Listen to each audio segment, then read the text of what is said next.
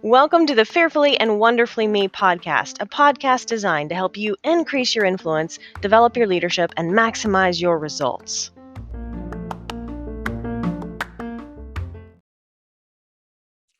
Hello, everyone. Welcome to today's podcast episode, Chapter 4, Leadership Gems for Women, Be Positive. And, to me, this is one of those chapters that it's kind of in the book, it's kind of one of those things that I almost feel like it's so foundational and so basic, but so important at the same time.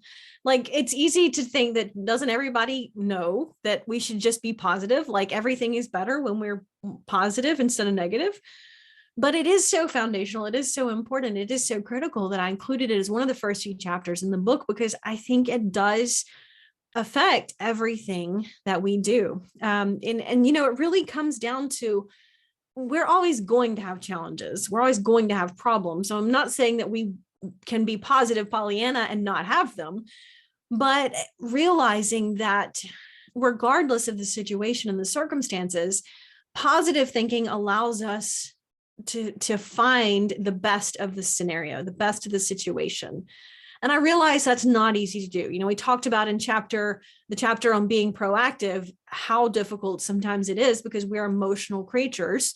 And for some reason, negative emotions just want to bubble out so much easier than positive emotions, right? I bet that's true for a lot of people. Negative energy is more contagious than positive energy. And so we have to be much more mindful about it.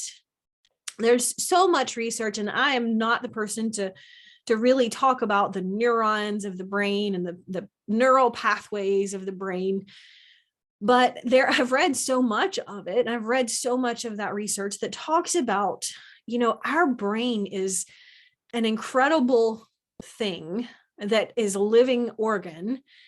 And just because we grow to be an adult doesn't mean our brain is done developing ourselves. Our brain continues to evolve over time. That's why someone who, for example, has gone through a stroke and loses, maybe they are right hand dominant and they lose a lot of their motor skills on that right side of their body, but they can learn to do things with the left side of their body that was not their dominant hand, but they can learn to write with it because they can, the brain is an elastic thing, a growing thing that will build new channels when it's developed.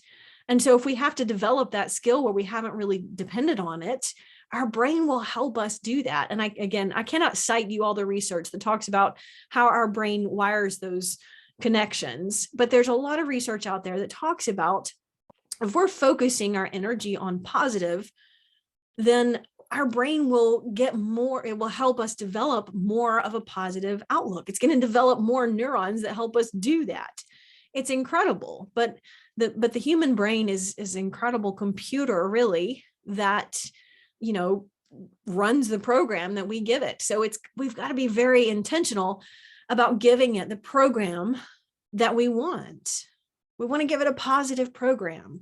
Oprah Winfrey said, "What we look for expands." And that is so true, because we can absolutely train ourselves to look for more of the positives in life, to look for more of the positives in a situation.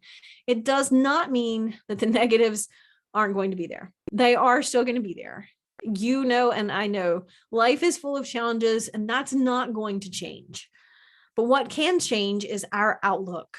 When we do have problems, when we do have challenges, we can learn to focus more on the positives, and we'll find more of the positives.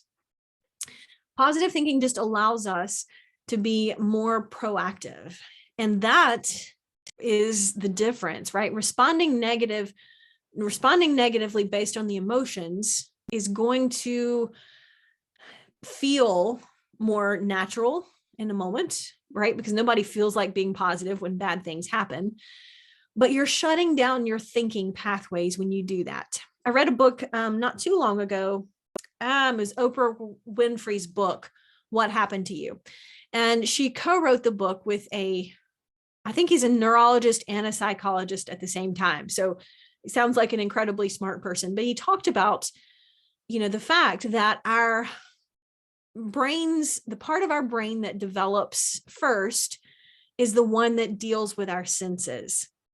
So when we feel something by touch, or we see something, or we smell something, that part of the brain develops before our cognitive part of our brain, our thoughts, our intentional, logical reasoning skills, right?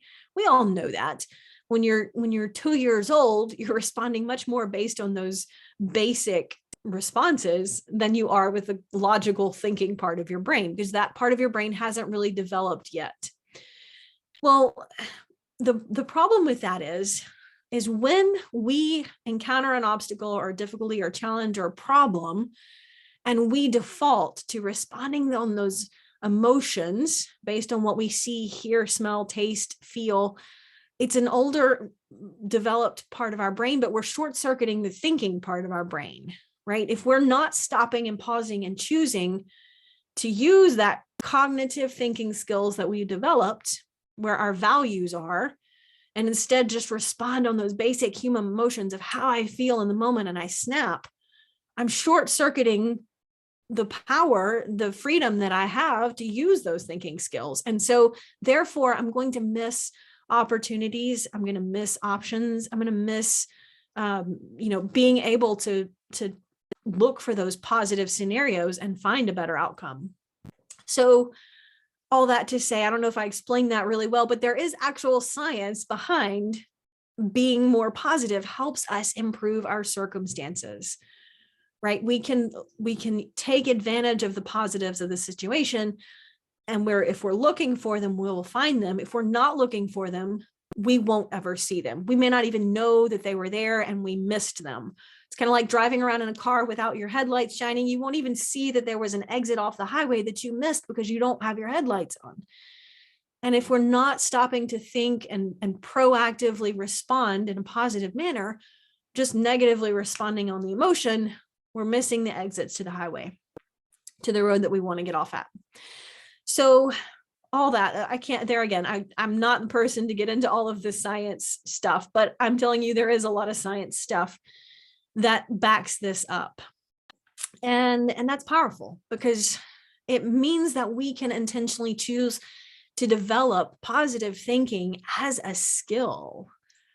Now, sure, you've heard of different personality types, how one person is a little more upbeat, maybe one person is just naturally not, but it doesn't matter. Whether you feel like you are just naturally more positive or naturally not positive, you absolutely can learn to be more positive. So I talk about in the book, but I wanted to touch on it here, 3 things that you can do to help you cultivate being more positive as a leader, as an influencer, as a woman, as a person.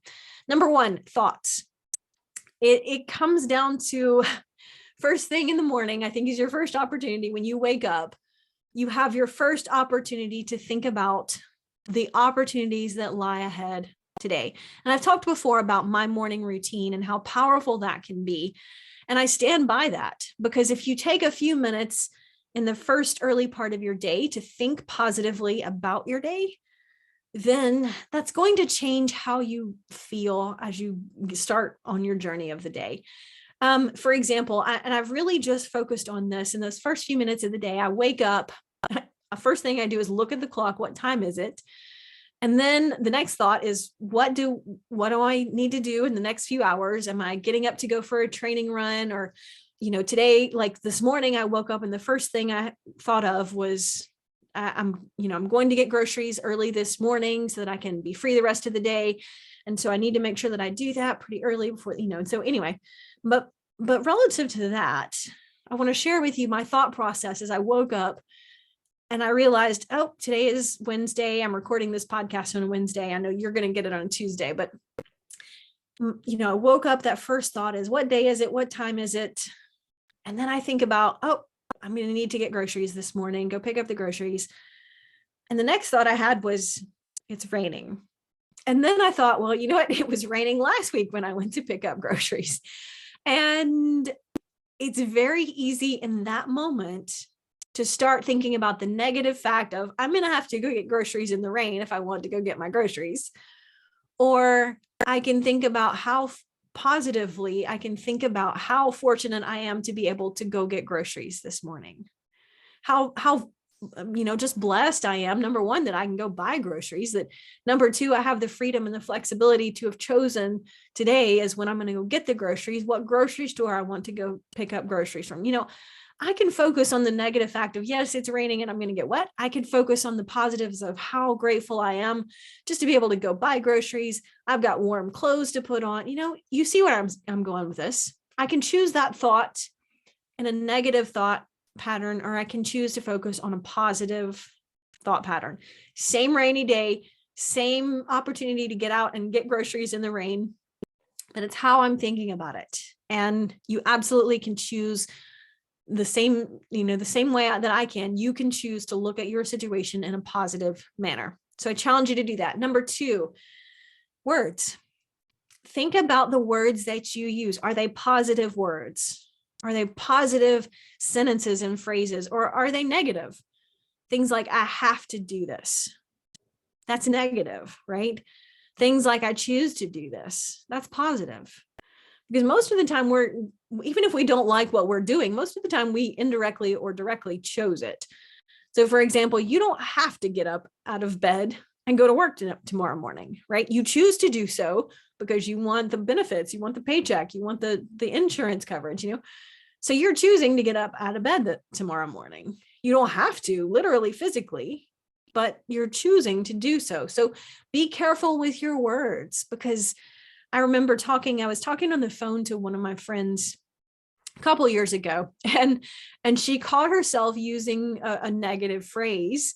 And it was so funny because we were talking about, we were going to just get together, and, we hadn't seen each other in a while, just get together and have a cup of coffee or something.